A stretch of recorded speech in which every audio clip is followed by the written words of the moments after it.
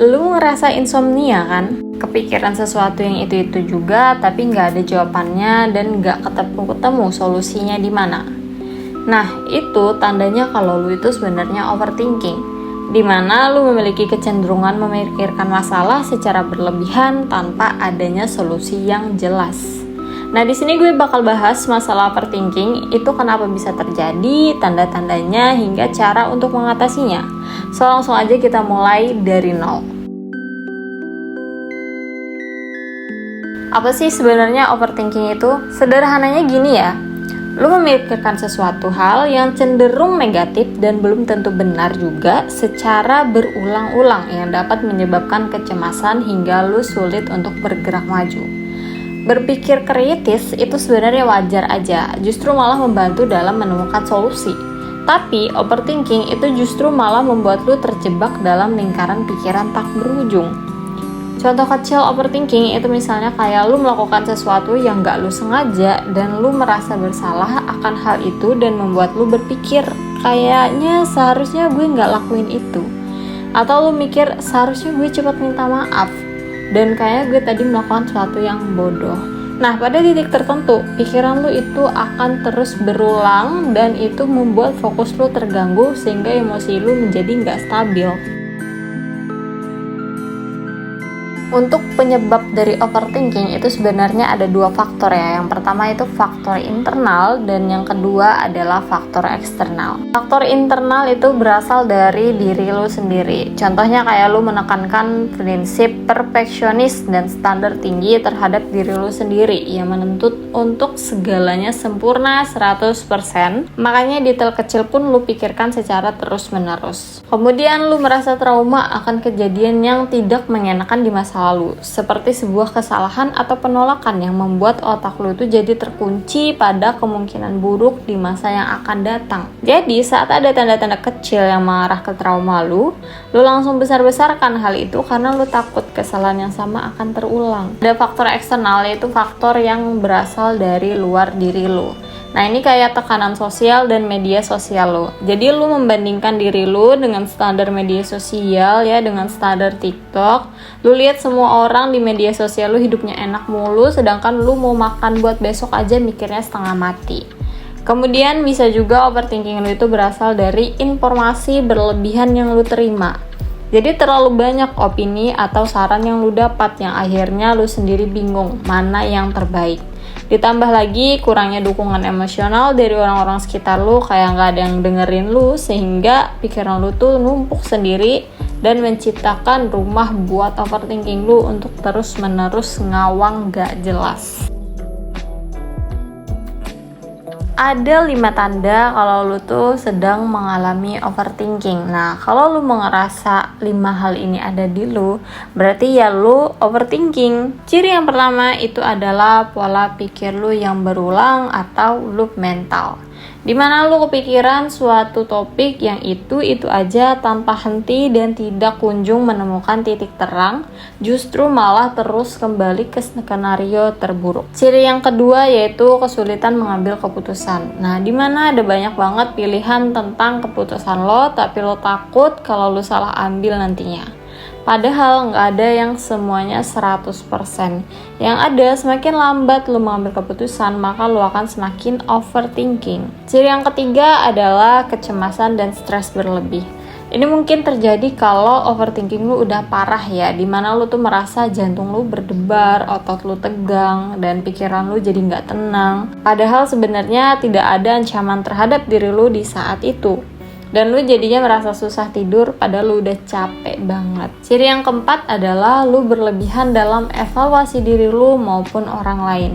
Nah, kayak tadi yang gue bilang, ketika lu merasa bersalah terhadap seseorang, kemungkinan lu memikirkan hal-hal yang seharusnya nggak lu lakuin.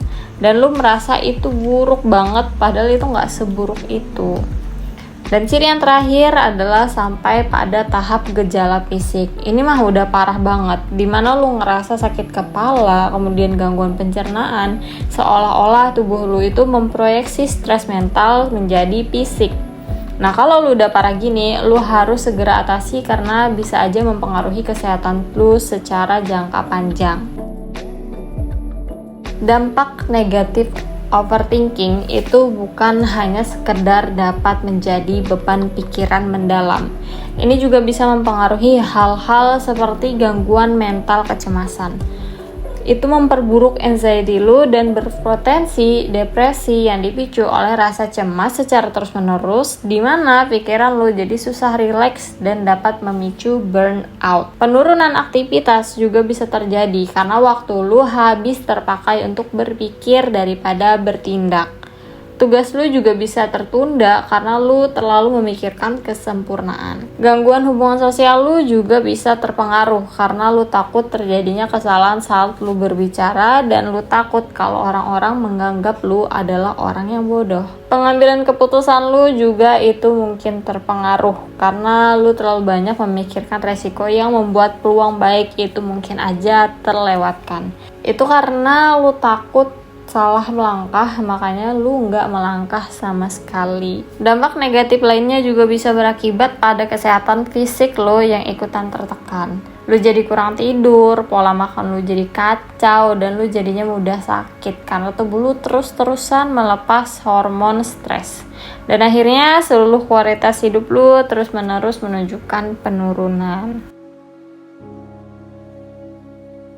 Kalau lu udah ngerasa adanya tanda-tanda overthinking seperti yang gue sampaikan tadi, nah lu bisa coba untuk atasi sendiri dulu di rumah. Kalau memang overthinking lu tuh belum memasuki fase yang berbahaya ya. Hal pertama yang bisa lu lakuin adalah mengenali dan mencatat pola overthinking lu. Nah, lu bisa sediakan nih jurnal ataupun buku catatan di mana setiap kali overthinking lu itu muncul, lu tulis deh apa yang lu pikirin, apa pemicunya, sama kira-kira berapa lama waktu lu untuk memikirkannya. Ini bisa membantu lu untuk melihat pola berulang sehingga bisa lebih mudah untuk diintervensi. Nah, gue sendiri juga kalau overthinking suka nulis-nulis tapi di note HP aja apa yang gue pikirin. Nah, biasanya setelah ditulis itu overthinkingnya bisa mereda dengan sendirinya dan gue bisa tidur. Yang kedua adalah dengan menerapkan teknik grounding atau mindfulness. Lu bisa latihan pernapasan 4-7-8. 4 detik lu tarik napas, 7 detik lu tahan napas, dan 8 detiknya lu hembuskan napasnya secara perlahan. Nah, kemudian lu fokuskan pada sensasi tubuh lu, anggap aja stres lu itu kayak kuda yang lagi lewat. Cukup dilihat aja, nggak usah lu tunggangin. Grounding juga bisa dengan cara 5, 4, 3, 2, 1. Sebutkan 5 hal yang lu lihat, 4 hal yang lu dengar, 3 hal yang lu sentuh, 2 hal yang lu cium baunya atau aromanya, dan 1 hal yang lu rasain di tubuh lu. Yang ketiga adalah beri batasan waktu saat lu merenung. Jadi lu bikin durasi khusus kayak 15-20 menit di sore hari untuk mengamati pikiran negatif lu.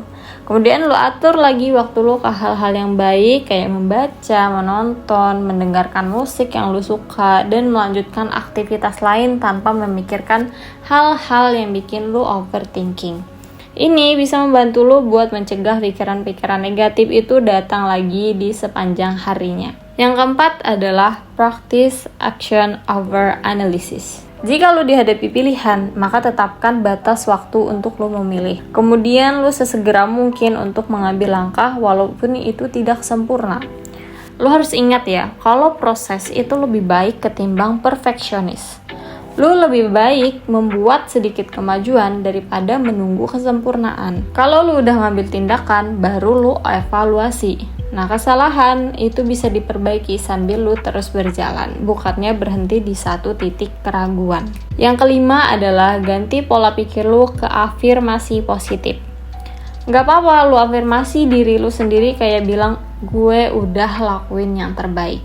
Dan gak apa-apa hasilnya buruk, yang penting gue bisa belajar dari pengalaman. Setiap lu terjebak dengan pikiran negatif, afirmasi aja diri lu dengan hal-hal baik yang pernah lu lakuin sehingga pikiran lu tuh bisa jadi lebih tenang. Di kasus gue pribadi, afirmasi itu sangat menolong dalam membuat pikiran gue menjadi lebih tenang dan emosi gue jadi lebih stabil. Yang keenam adalah olahraga dan aktivitas fisik. Nah, lu bisa coba jalan kaki selama 15-20 menit aja di setiap harinya dan stretching ringan sebelum lu tidur. Aktivitas fisik itu melepaskan hormon endorfin itu hormon penenang alami yang bisa bantu menenangkan pikiran lu. Lebih bagus lagi kalau lu bisa cobain olahraga kayak yoga atau tai chi untuk mengkombinasikan antara gerak tubuh lu sama pernapasan lu. Yang ketujuh adalah dengan cara lu mencari dukungan sosial dan juga terapi ya. Lu bisa cerita-cerita ke orang terdekat lu untuk membantu lu menjadi sedikit lebih lega.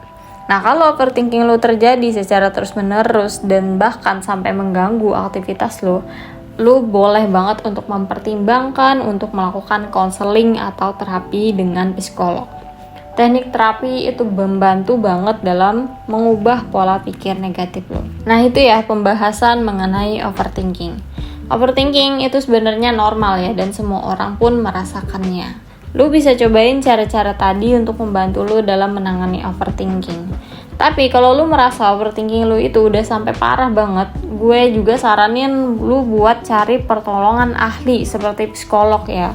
Nggak usah ragu-ragu karena lu nggak akan dihakimin di situ. Nah, sekian aja video hari ini. Makasih banget buat lu yang udah nonton. See you in next video mulai dari nol.